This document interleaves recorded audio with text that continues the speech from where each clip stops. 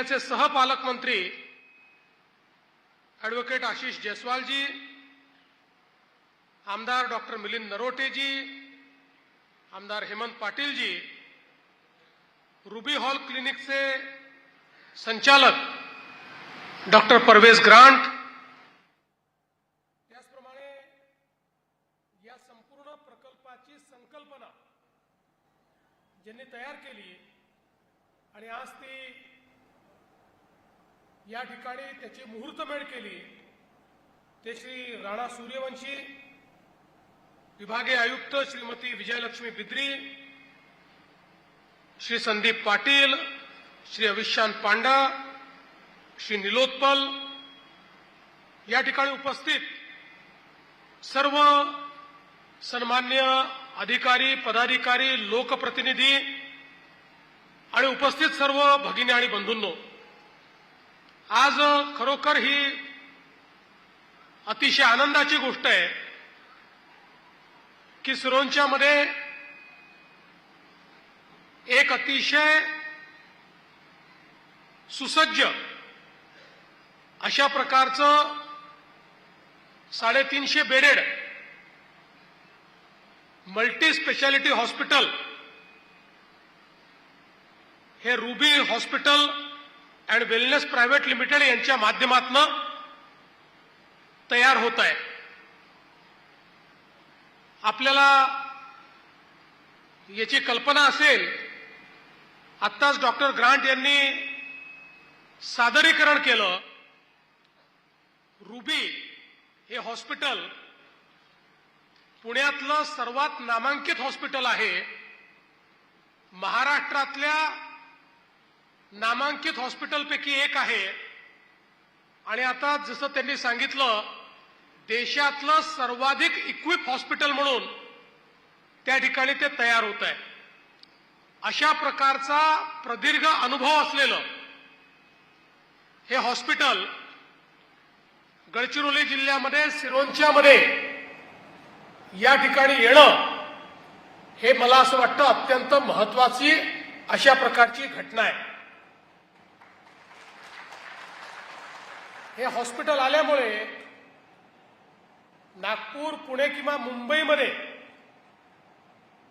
जी multi speciality आपल्याला उपलब्ध आहे, ज्याकरता आपल्याला कधी वेगळ्या राज्यात जावं लागतं, अशा प्रकारची सगळी मल्टी स्पेशालिटी याच ठिकाणी आपल्याला उपलब्ध असणार आहे. आणि आता केवळ गडचिरोलीच नाही तर बाजूला लागून असलेला तेलंगणा असेल किंवा या ठिकाणी आपल्या बाजूचे वेगवेगळे राज्य असतील, छत्तीसगड असेल, अशा ठिकाणूनही जे पेशंट्स आहेत ते या हॉस्पिटलमध्ये येतील अशा प्रकारची अतिशय उत्तम व्यवस्था या ठिकाणी करण्यात आली आहे. सगळ्यात महत्वाचं काही असेल तर आपल्याला कल्पना आहे, महाराष्ट्रामध्ये आम्ही महात्मा फुले जनारोग्य योजना सुरू केली. महात्मा फुले जनारोग्य योजनेमध्ये महाराष्ट्रातल्या प्रत्येक नागरिकाला, त्याच्याकडे कुठलं रेशन कार्ड आहे किंवा त्याच्याकडे अजून कुठला ओळखपत्र याचा विचार न करता महाराष्ट्रातल्या प्रत्येक नागरिकाला 5 लाख रुपयापर्यंतचा इलाज हा मोफत देण्याचा निर्णय आपण केला. आणि परवा तर आपण हाही निर्णय केला की आतापर्यंत 1300 आजार आपण मोफत इलाज देत होतो. परवा आम्ही 1300 वरनं त्याची संख्या वाढवून 2400 केली. म्हणजे 2400 वेगवेगळ्या प्रकारच्या आजाराकरता आता तुम्हाला एक नवीन पैशाचा खर्च येणार नाही. 5 लाखापर्यंतचा सगळा इलाज आम्ही मोफत करू. पण आम्ही जरी इलाज मोफत करायचं ठरवलं आणि हॉस्पिटलच नसलं तर त्या 5 लाख रुपयाचं करायचं काय? त्यामुळे हे आवश्यक आहे की अशा प्रकारचं मल्टी स्पेशालिटी हॉस्पिटल हे झालं पाहिजे. नाहीतर हाच इलाज करण्याकरता आपल्याला 100 किलोमीटर 200 किलोमीटर त्या ठिकाणी जावं लागतं आणि म्हणून हे हॉस्पिटल इथे झाल्याबरोबर महात्मा फुले जनआरोग्य योजना असेल,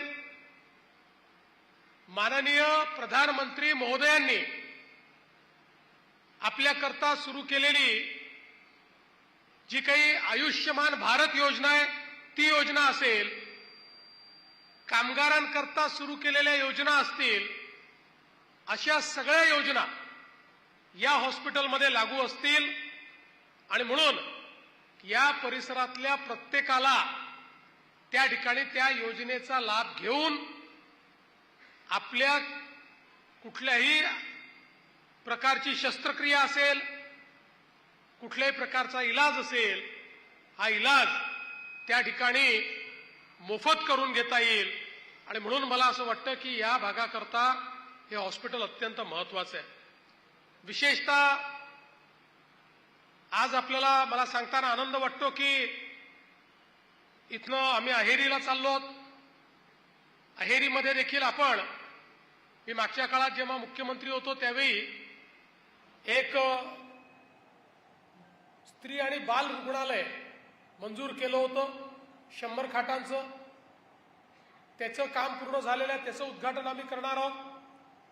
त्यासोबत गडचिरोली जिल्ह्यातल्या वेगवेगळ्या ज्या आरोग्य सेवा देणाऱ्या संस्था आहेत त्या संस्थांच्या वेगवेगळ्या ठिकाणी त्याचंही आपण उद्घाटन आज करतो आहोत. त्यामुळे एक प्रकारे आरोग्य सेवेकरता आजचा दिवस या गडचिरोली जिल्ह्यामध्ये एक आरोग्याची क्रांती आणणारा दिवस म्हणून या दिवसाकडे आपल्याला पाहता येईल. मी राणा सूर्यवंशी यांचे याकरता देखील अभिनंदन करतो की केवळ हॉस्पिटल करून ते थांबलेले नाहीत.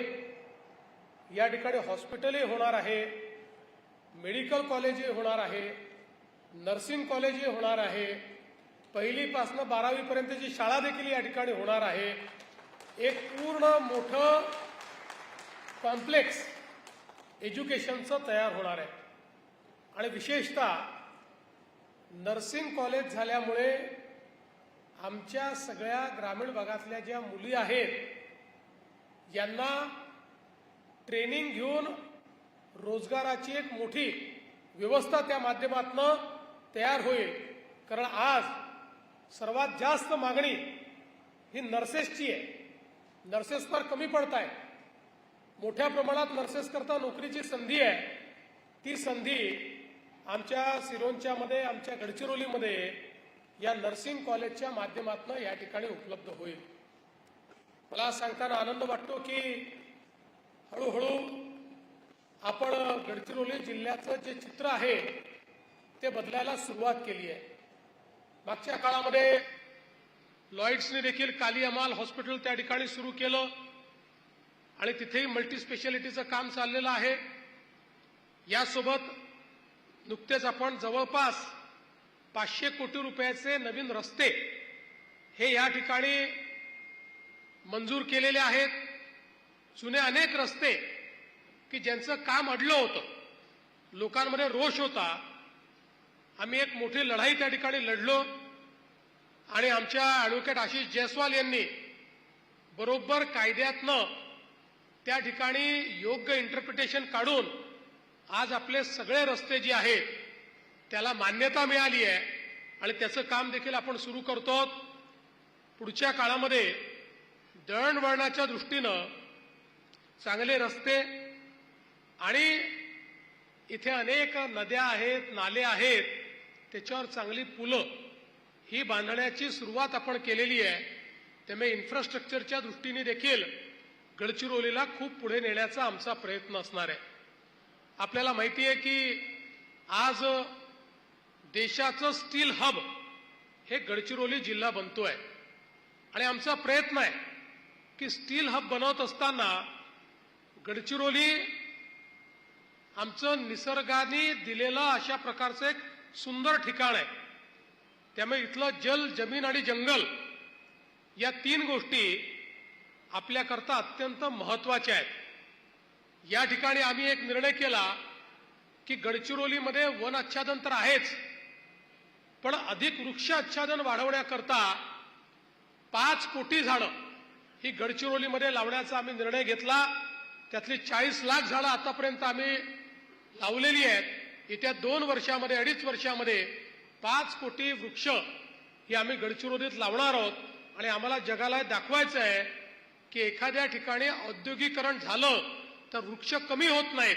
औद्योगिकरणानंतरही वृक्ष हे वाढू शकतात. तिथली हिवराई वाढू शकते, तिथली बायोडायव्हर्सिटी वाढू शकते आणि त्या ठिकाणी निसर्गाचं जे काही देणं आपल्याला आहे त्याचं संवर्धन आपण करू शकतो. विकास हा जल, जमीन आणि जंगल याचं संवर्धन करून आपल्याला करायचं आहे. आणि त्याच दृष्टीनं आमचा दुसरा प्रयत्न आहे की आम्ही गडचिरोलीला पुढच्या काळामध्ये ग्रीन स्टीलचं हब करणार आहोत. ज्या ठिकाणी कुठलंही प्रदूषण होणार नाही अशा प्रकारचं फ्युएल हे आपल्याला गडचिरोलीत कसं आणता येईल या संदर्भातला प्रयत्न देखील आपण सुरू केलेला आहे. आणि मला विश्वास आहे की एक मॉडेल हे गडचिरोलीचं त्या ठिकाणी आपण तयार करून दाखवू.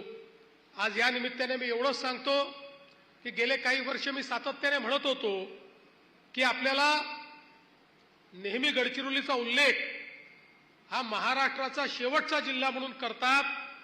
आम्हाला गडचिरोली महाराष्ट्राचा पहिला जिल्हा म्हणून त्याचा उल्लेख करायचा आहे. महाराष्ट्राचं प्रवेशद्वार म्हणून गडचिरोलीचा उल्लेख करायचा आहे. आणि आता त्याच्याकडे गडचिरोलीची वाटचाल ही सुरू झालेली आहे. आणि म्हणून मला विश्वास आहे की पुढच्या काळामध्ये या वाटचालीच्या माध्यमातून शेवटच्या गावापर्यंत आम्ही विकास पोहोचवणार आहोत. नुकतंच आम्ही स्टारलिंक नावाच्या एका कंपनीशी करार केला आणि या करारामध्ये आम्ही त्यांना हे सांगितलं. हा करार काय आहे तर स्टारलिंक ही सॅटेलाइटच्या माध्यमातून आपल्यापर्यंत त्या ठिकाणी कनेक्टिव्हिटी पोहोचवणारी कंपनी आहे. आज एखाद्या ठिकाणी कनेक्टिव्हिटी पाहिजे असेल तर आपण टावर मागतो. टावर पाहिजे, टावर पाहिजे, टावर गेलं की कनेक्टिव्हिटीच मिळत नाही. पण आता स्टारलिंकमुळे टावरची गरजच नाही.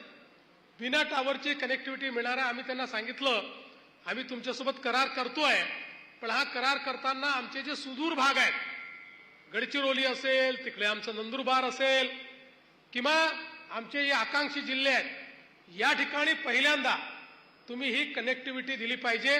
आणि त्यांनी देखील त्याला मान्यता दिली. त्यामुळे मोठ्या प्रमाणात कनेक्टिव्हिटी आणून या ठिकाणी सगळ्या प्रकारचं जे आधुनिक अशा प्रकारचं शिक्षण आहे, उद्योगाला त्याच्यामध्ये चालना देण्याचा विषय असेल, आरोग्यामध्ये नवीन क्रांती करण्याचा विषय असेल, या सगळ्या गोष्टी इथे आणण्याचा प्रयत्न आम्ही निश्चितपणे करू आणि त्यातनं एक मोठं परिवर्तन आपण घडवू. आज मी विशेष अभिनंदन करेन राणा सूर्यवंशी यांचं की ज्यांनी हा विचार केला. 3-4-5 वर्षापूर्वी जेव्हा ते मला भेटले होते आणि त्यांनी सांगितलं की मी हे सगळं करू इच्छितो, त्यावेळी मला असं वाटलं की चला, उत्साही प्राणी आहे, उत्साहामध्ये आले आहेत, जितके दिवस उत्साह टिकेल तितके दिवस काहीतरी करतील. पण त्यांनी उत्साह टिकवला आणि जे सांगितलं ते करून दाखवलं. त्याबद्दल मी त्यांचं अतिशय मनापासून अभिनंदन करतो. आणि तेवढंच अभिनंदन डॉक्टर परवेज ग्रँट यांचं करतो. तुम्ही एक गोष्ट लक्षात घेतली पाहिजे, जे हॉस्पिटल ते सिरोंचाला तयार करतायत असं हॉस्पिटल त्यांनी पुण्यामध्ये, नाशिकमध्ये, नागपूरमध्ये, संभाजीनगरमध्ये केलं असतं तर शेकडो कोटी रुपये कमावले असते. इतक्या मोठ्या प्रमाणात त्यांनी पैसा कमावता त्यांना आला असता. पण एक सामाजिक जबाबदारी समजून की आपलंही हे काम आहे की राज्याच्या सर्व भागामध्ये क्वालिटी हेल्थ केअर त्या ठिकाणी पोचली पाहिजे.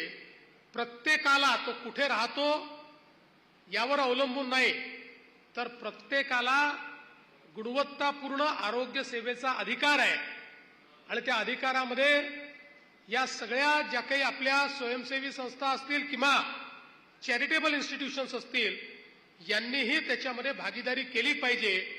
अशा प्रकारचा विचार मनामध्ये ठेवून गडचिरोलीसारख्या या भागामध्ये, म्हणजे आपण जर विचार केला तर पुण्यापासून 1100-1200 किलोमीटर दूर त्यांनी हा विचार या ठिकाणी केला.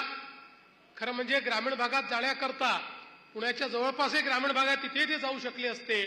पण त्यांनी विशेष गडचिरोलीमध्ये येण्याचा या ठिकाणी निर्णय केला त्याबद्दल आपण सगळे टाळ्या वाजवून त्यांचं मनापासून अभिनंदन करू. आणि मला त्यांनी सांगितलंय की राणांनी आणि त्यांनी की लवकरच कोटा केबिनच्या माध्यमातून इमिजिएटली इथे म्हणजे बांधकाम तर होत राहील पण या ठिकाणी हॉस्पिटलची सुरुवात ते करतील आणि काही सेवा प्रसूती असेल किंवा त्या ठिकाणी महिला आणि बाल रोग असेल छोटे ऑपरेशन्स असतील याची सुरुवात तर ते तात्काळ करणार आहेत. आणि त्यांनी हे ठरवलंय 18 महिन्यामध्ये या ठिकाणी बांधकाम पूर्ण करायचं आणि 18 महिन्यानंतर पुन्हा एकदा आम्ही सगळे आता भूमिपूजनाला आलो बांधकाम झालेल्या इमारतीच्या उद्घाटनाकरता या ठिकाणी येऊ हा विश्वास मी व्यक्त करतो. आपल्या सगळ्यांचं या ठिकाणी मनपूर्वक स्वागत करतो आपले आभार मानतो. आणि या सगळ्या कामामध्ये आपलं जिल्हा प्रशासन आणि पोलीस प्रशासन यांनीही जी काही मदत केली आहे त्यांचंही मी मनापासून अभिनंदन करतो आणि माझे 2 शब्द संपवतो. धन्यवाद. जय हिंद, जय महाराष्ट्र.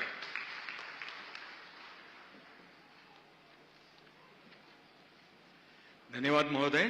यानंतर या कार्यक्रमाचं